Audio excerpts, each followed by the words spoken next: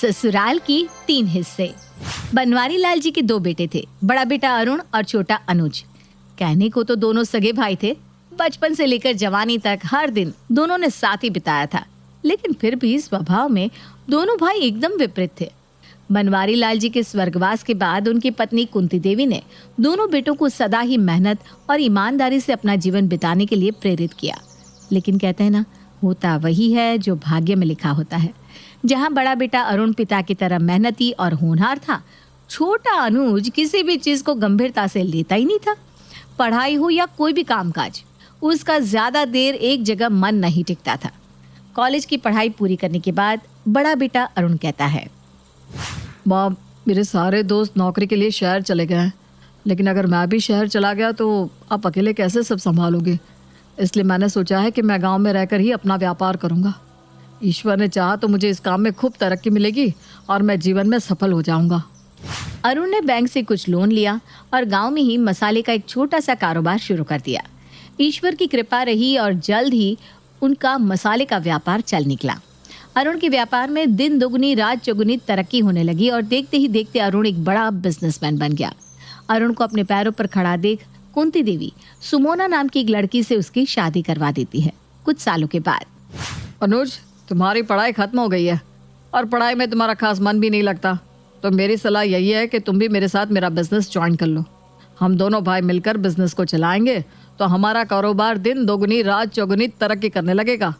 देखिए भैया, आपको गांव में रहना था, ये आपकी चॉइस थी, लेकिन मैं जीवन भर गांव में रहकर अपनी ज़िंदगी नहीं बिता सकता।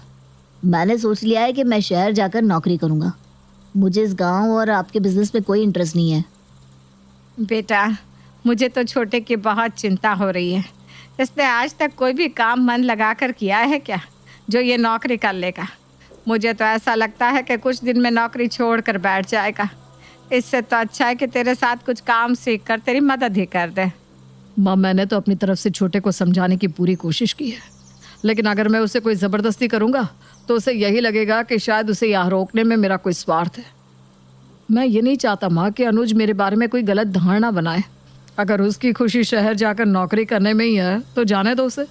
यहाँ का काम मैं अकेले संभाल सकता हूँ और इतने सालों से संभाल भी रहा हूँ, मुझे कोई दिक्कत नहीं है। कुंती देवी अनुज को गांव में रहकर ही व्यापार करने की सलाह देती हैं, लेकिन अनुज माँ की बात को टाल देता है और शहर में एक नौकरी करने लगता है। कुछ दिन बाद, अरे मैं तो तंग आ गया हूँ इस रोज रोज की झिकझिक से। 5 मिनट भी ऑफिस पहुँचने में लेट हो जाओ तो बॉस 50 बातें सुना देता है। ऐसा लग रहा है 20,000 की नौकरी के लिए इन्होंने मुझे खरीद लिया है कि मैं उठूँ भी तो इनके हिसाब से और बैठूँ भी तो इनके हिसाब से। मुझे नहीं करनी है नौकरी। इसके जैसी 50 नौकरियाँ मुझे बड़े आराम से मिल जाएगी। जैसा कि अनुज का स्वभाव था, बचपन से ही ना तो उसे मेहनत करने की आदत थी और ना ही किसी की 2 बातें सुनने की। वो तो हमेशा से ही ऐसा मन मोजी और मस्त मौला रहा। उसने कभी अपनी जिम्मेदारियों को गंभीरता से लिया ही नहीं, मन लगाकर कभी कोई काम किया ही नहीं। पढ़ाई में भी वो हमेशा पिछड़ा ही रहा। भैया के साथ बिजनेस करने से भी वो इसीलिए जी चुरा रहा था क्योंकि उसे लगता था कि व्यापार में मेहनत बहुत ज़्यादा है। अपनी पुरानी नौकरी छोड़कर जल्दी ही अनुज शहर में दूसरी नौकरी पकड़ लेता है, लेकिन अब की बार भी उसका काम में मन नहीं लगता और कुछ ही दिनों बाद वो नौकरी भी छोड़ देता है। इसी तरह एक के बाद दूसरी, दूसरी के बाद तीसरी अनुज नौकरियां बदलता रहता है। इसी बीच अनुज की शादी भी हो गई थी और वो एक बेटे का पिता भी बन गया था।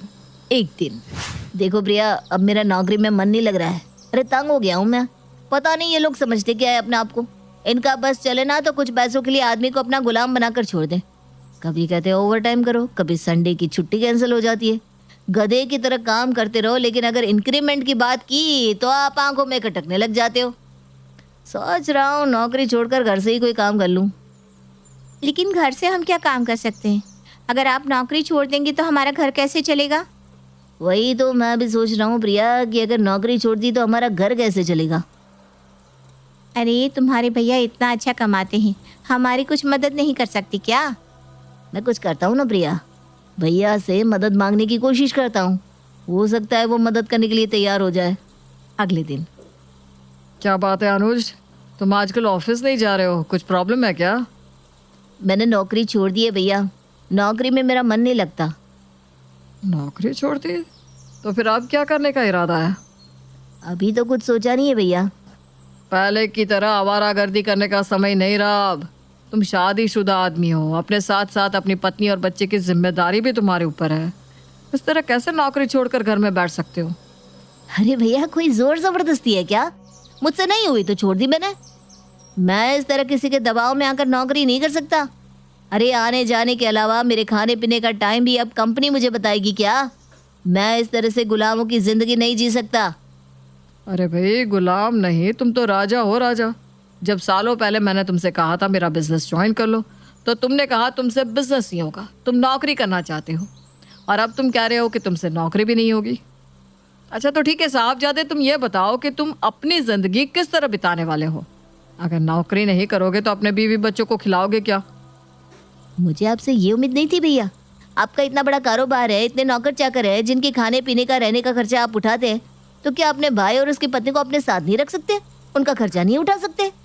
देखो अनुज, अगर तुम किसी मुसीबत में होते ना तो मैं तुम्हारी मदद ज़रूर करता। मैं उन भाइयों में से नहीं हूँ जो मुसीबत के समय अपने भाई का हाथ छोड़ दे, लेकिन तुम्हारी इस तरह शौक या नौकरी छोड़ने को मैं बढ़ावा नहीं दे सकता। मेरे पास पैसा है इसका मतलब ये नहीं है कि मैं तुम्हें निकम्मा और निठल्ला बना दूँ। अपने परिवार के भरण पोषण की जिम्मेदारी अब तुम्हारी है, उसके लिए तुम्हें मेहनत करनी ही चाहिए। यह तो कोई बात नहीं हुई कि तुम बस पूरा दिन घर में बैठकर मुफ्त की रोटियां तोड़ो। आपके पास चंद रुपये क्या आ गए भैया? आप मुझे ताने मार रहे हैं? ठीक है, नहीं चाहिए मुझे आपकी मुफ्त की रोटियां, मैं अपना इंतजाम खुद कर लूंगा। प्रिया, जैसे ही भैया को पता चला कि मैंने नौकरी छोड़ दी है, भैया ने मुझे जमकर बातें सुनाई और ये भी कह दिया कि वो हम लोगों का खर्चा नहीं उठा सकते। अरे इतना बड़ा बिजनेस है भैया का, बाहर तो लोगों के सामने बड़े महात्मा बने घूमते हैं, अपने सगे भाई की मदद नहीं कर सकते। ठीक ही कहते हैं लोग, भाई ही भाई को खुश नहीं देख सकता। तुम चिंता मत करो, मैं कोई रास्ता ढूंढता हूँ। भैया खर्च नहीं उठाएंगे तो मेरा परिवार भूखा थोड़ी ना रहेगा। एक सप्ताह के बाद प्रिया, खेतों में जो हमारी ज़मीन है, एक बिल्डर उस ज़मीन को खरीदने के लिए तैयार है। ज़मीन के बदले वो हमें 50 लाख रुपए और 2 फ्लैट भी देगा। बस अगर ये डील हो जाए ना तो सारी टेंशन ही ख़त्म हो जाएगी। जो पैसा बिल्डर देगा उसे मैं बैंक में डाल दूंगा। दोनों फ्लैट को किराए पर चढ़ाकर जो रकम मिलेगी उससे अपना खर्च चलाता रहूँगा। बैंक भी हर महीने ब्याज देगा। कुल मिलाकर बिना मेहनत किए हमारा काम बहुत अच्छे से चलता रहेगा। लेकिन वो ज़मीन तो पिताजी के नाम होगी ना? हाँ, इसका मतलब है उस ज़मीन में बस आधा हिस्सा हमारा है। अरे क्या चला जाएगा अगर भैया भाभी वो ज़मीन हमें दे देंगे तो? खुद तो लखपति बने बैठे, भाई की खुशियाँ देखी नहीं जाती। फिर भी ऐसे कैसे नहीं देखी जाएगी मेरी खुशी उनसे? मैं बात करता हूँ ना उनसे। भैया, वो खेत के पास वाली ज़मीन अब सड़क किनारे आ गई है। बिल्डर उसका अच्छा पैसा देने को तैयार है। मैं सोच रहा हूँ उसे बेच देते हैं। अच्छा, उस ज़मीन को बेचने वाले तुम होते कौन हो? वो ज़मीन तो पिताजी की है ना, तुम्हारे अकेले की नहीं है जिसे तुम बिना किसी से पूछे बताए बेच दोगे। भाभी, आपके पास लाखों करोड़ों का व्यापार है, हर महीने लाखों रुपए कमा रहे हो आप। मैंने आपसे आपके व्यापार में हिस्सा तो मांगा नहीं जो आप ऐसे तिल मिला रही हो। अरे जब आपके पास सब कुछ पहले से ही है तो क्या फर्क पड़ जाएगा अगर वो ज़मीन मुझे दे भी देंगे तो? बेकार की बातें करना बंद कर दो अनुज। प्रॉपर्टी दोनों की है तो दोनों को बराबर बराबर हिस्सा मिलेगा, ना किसी को कम ना किसी को ज़्यादा। माँ, आप तो कम से कम अपने गरीब बेटे का साथ दे दो। अगर भैया मुझे वो ज़मीन दे देंगे तो इनका कौन सा भारी नुकसान हो जाएगा। देखो देवर जी, ये बात बात पर बिजनेस का नाम बीच में लेकर आना बंद कर दो। अरे किस अधिकार से हमारे बिजनेस में हिस्सा मांगोगे आप? 8 सालों से दिन रात मेहनत करके हमने अपना बिजनेस खड़ा किया है। आज अगर हम अच्छे रुपये कमा रहे हैं तो क्या हमने उसे पाने के लिए मेहनत नहीं की? आपको किसने रोका है? मेहनत करो और लाखों रुपए कमा लो। लेकिन नहीं, आपको तो मुफ्त की खैरात चाहिए। और रही ज़मीन बेचने की बात, तो 50% से एक भी ज़्यादा मांगा तो मैं बता रही हूँ, हम पेपर पर साइन नहीं करेंगे। फिर आप बेचकर दिखाना ज़मीन। पूरी ज़मीन ना सही, कम से कम 60% तो मैं लेकर ही रहूँगा। अब इससे कम में तो मैं नहीं मानने वाला हूँ। हाँ बस करो, बहुत हो गया तुम दोनों का ये छीना झपटी। बुढ़ापे में मुझे ये दिन देखना ना पड़े, इसके लिए तुम्हारे बाबूजी समय से ही इस मामले का निपटारा करके गए हैं। आपके कहने का क्या मतलब है माँ? मेरे कहने का मतलब यही है बेटा कि तुम्हारे पिताजी अपनी वसीयत पहले ही बना कर गए हैं। अगर ऐसा है तो आपने आज तक इसके बारे में मुझे कुछ कहा क्यों नहीं? देखो बेटा, जैसा कि हर माँ को अपनी औलाद पर अंधा भरोसा होता है, मुझे भी इस बात पर पूरा भरोसा था कि इस वसीयत की हमें कभी ज़रूरत ही नहीं पड़ेगी। मुझे यही लगता रहा कि तुम दोनों प्यार और स्नेह से साथ रहकर अपना पूरा जीवन बिता लोगे। लेकिन मूर्ख थी मैं। मुझे समझना चाहिए था कि बचपन खत्म होते ही भाई बहन का प्यार भी बढ़ जाता है। अब इन बातों का कोई फायदा नहीं माँ। लाओ पिताजी की वसीयत मुझे दिखाओ। देखो तो सही पिताजी ने किसके साथ न्याय किया और किसके साथ अन्याय। तुम्हारे पिताजी ने किसी के साथ अन्याय नहीं किया। उन्होंने अपनी पूरी संपत्ति को 3 हिस्सों में बांट दिया है। तुम दोनों को 40-40% दिया है और बचा हुआ 20% मेरे नाम है। अब इस उम्र में आप प्रॉपर्टी का क्या करोगी माँ? ये किस तरह का बंटवारा हुआ? देखा बेटा, बुढ़ापे में कहीं तुम दोनों अपने अपने रास्ते निकल जाओ और मेरी सुध लेने वाला भी कोई ना रहे। इसी डर से तुम्हारे पिताजी ने प्रॉपर्टी में ये भी लिखा है कि जो मेरी सेवा करेगा मेरा ये 20% का हिस्सा उसी को जाएगा। माँ तुम अपना 20% अपने पास रखो, मुझे बस अपनी माँ चाहिए। मैं आपको अपने पास रखना चाहता हूँ। मैं चाहता हूँ आप मेरे साथ मेरे घर में रहे और मेरे बच्चों को दादी का प्यार दे। वसीयत को तो बदला नहीं जा सकता, इसलिए मुझे अपना 40% स्वीकार है माँ। मुझे तो हमेशा से यही लगता था कि अनुज शायद मुझे नहीं दौलत को चुनेगा, लेकिन मैं गलत थी। मेरे बेटे ने मुझे चुना। मेरा बेटा हीरा है, हीरा। कुंती खुशी खुशी अनुज के साथ उसके घर में रहने लगती है। कुछ दिन तो अनुज और प्रिया माँ की खूब देखभाल करते हैं, लेकिन कुछ दिन बाद रुपयों को लेकर अनुज और प्रिया के लड़ाई झगड़े होने लगे थे। माँ तुम्हारा जो खाने का मन हो प्रिया को बता दो, वो बना देगी। तुम्हें कोई भी दिक्कत परेशानी हो तो मुझे बता देना। देख बेटा, तेरे घर में पैसों की इतनी किल्लत है, फिर भी तू मेरी सेवा करने में कोई कसर नहीं छोड़ रहा। बेटा एक बात पूछूं, तूने प्रॉपर्टी के हिस्से इसीलिए कराए थे क्योंकि तुझे उस ज़मीन को बेचना था, फिर अब बेचकर अपनी तंगी दूर क्यों नहीं कर लेता? माँ जिस बिल्डर को मैं ज़मीन बेचना चाह रहा था उसे या तो पूरी ज़मीन चाहिए या फिर कम से कम 60%। मेरी 40% ज़मीन को खरीदने के लिए वो तैयार ही नहीं है। कोई बात नहीं माँ, जो मेरे भाग्य में है वो तो मुझे भोगना ही है। मैं देखता हूँ अगर गांव में कोई छोटा मोटा काम मिल सके तो। बेटा मैं महीनों से तेरे साथ रह रही हूँ। तूने दिन रात मेरी सेवा की है। तेरे सेवा भाव के बदले मैं अपने हिस्से की 20% ज़मीन भी तेरे नाम कर देती हूँ। फिर तो वो बिल्डर ज़मीन खरीदने के लिए तैयार हो जाएगा ना? नहीं माँ, मैं तुमसे तुम्हारा हिस्सा नहीं छीन सकता। पिताजी ने तुम्हें ये प्रॉपर्टी इसीलिए दी है ताकि तुम खुशी से अपना बुढ़ापा काट सको। अरे बेटा, जब तक तू मेरे साथ है मेरा बुढ़ापा खुशी से तो बीत रहा है। तू मेरी चिंता मत कर, प्रॉपर्टी के कागज़ बनवा ले, मैं साइन कर दूंगी। कुंती देवी की इतना कहते ही अनुज प्रॉपर्टी के कागज तैयार कर लेता है और माँ के हिस्से की 20% जमीन भी अपने नाम करवा लेता है। माँ के हिस्से की जमीन मिलते ही अनुज सारी प्रॉपर्टी बिल्डर को बेच देता है और उससे मिलने वाले रुपयों से एक ऐश की जिंदगी जीने लगता है। कुछ दिन बाद, बेटा अनुज, मेरा चश्मा टूट गया है, समय मिले तो कल इसे मरम्मत करवा देना। अरे माँ, इस बुढ़ापे में तुम चश्मे का करोगी भी क्या? टूटा है तो टूटा रहने दो, तुम्हें चश्मा लगाकर करना ही क्या है? ऐसी बात नहीं है बेटा, चश्मे के बिना तो मेरा कोई भी काम नहीं हो पाता। तो इसे बनवा लाना बेटा। अरे माँ, जब भी आपके सामने से गुजरो ना, अब कोई ना कोई काम ज़रूर बता देती हो। अरे तंग आ गया हूँ मैं आपकी फरमाइश पूरी करते करते। कभी दवा ला दो, कभी चश्मा बना दो, कभी छड़ी टूट गई है, कभी आंखों में दवाई डाल दो।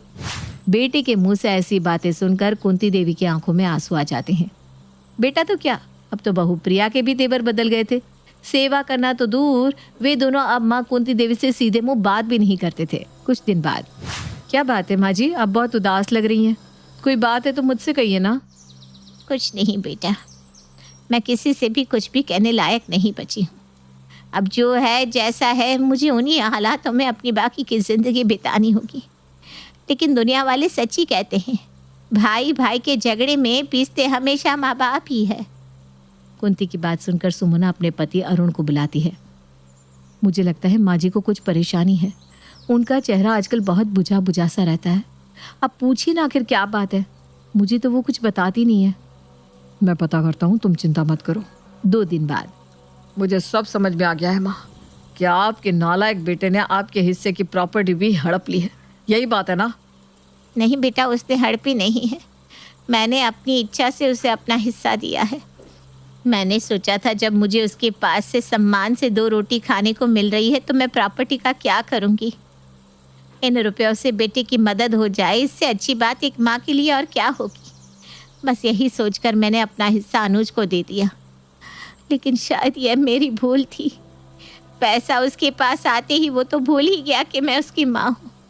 मुझसे 2 बातें करना तो दूर, अगर मैं कभी उसे कोई काम बता दूँ तो मुझ पर झिड़क पड़ता है। माँ, आपको अपने सम्मान के साथ समझौता ना करना पड़े, इसीलिए बाबूजी ने मकान के तो हिस्से किए, लेकिन बाकी प्रॉपर्टी के 3 हिस्से किए थे। बाबूजी बहुत दूरदर्शी थे। वे समझते थे कि बुढ़ापे में औलाद से अपना सम्मान करवाना है तो जेब में वजन होना बहुत ज़रूरी है। खाली जेब वाले इंसान को दुनिया में कहीं सम्मान नहीं मिलता। लेकिन बाबूजी की उस समझदारी को आप अपने साथ लेकर चल नहीं सके और अनुज की बातों में आकर आपने अपना हिस्सा उसे दे दिया। देख लिया ना माँ, आपने जैसे ही आपकी जेब खाली कर दी, आपके बेटे के तेवर ही बदल गए। मैं अपने हिस्से की प्रॉपर्टी में से 20% आपके नाम कर रहा हूँ, लेकिन वादा करो कि अब उस प्रॉपर्टी को आपको हमेशा अपने पास ही रखना है। ना तो उस प्रॉपर्टी पर मेरा हक होगा और ना ही अनुज का। वो सिर्फ आपकी अपनी अमानत होगी। अगर तुझे वाकई ज़मीन का लालच नहीं था तो क्यों इतना झगड़ा किया? चुपचाप सारी ज़मीन छोटे को दे देता तो बात इतनी आगे बढ़ती ही नहीं। आप मुझे गलत समझ रहे हो माँ। मेरे पास अपनी मेहनत का कमाया हुआ बहुत है। मुझे वास्तव में पिताजी की प्रॉपर्टी या पैसे की कोई ज़रूरत नहीं है, लेकिन इस तरह अपना हिस्सा अनुज को देना मुझे कभी भी ठीक नहीं लगा। अगर हम ऐसे ही उसे सब कुछ देते रहेंगे तो वो कभी भी मेहनत की कीमत नहीं समझेगा। उसे ये समझना बहुत ज़रूरी है कि जो कुछ भी पिताजी या मेरे पास है हमारी मेहनत के कारण है। अगर उसे भी हमारी बराबरी करनी है तो मेहनत करनी ही होगी। ऐसी खैरात लूटने से कभी ज़िंदगी नहीं चला करती।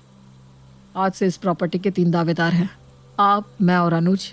और एक बात याद रखना माँ, परिस्थिति चाहे जो हो, जीते जी आप इस दावेदारी से कभी पीछे नहीं हटेंगी।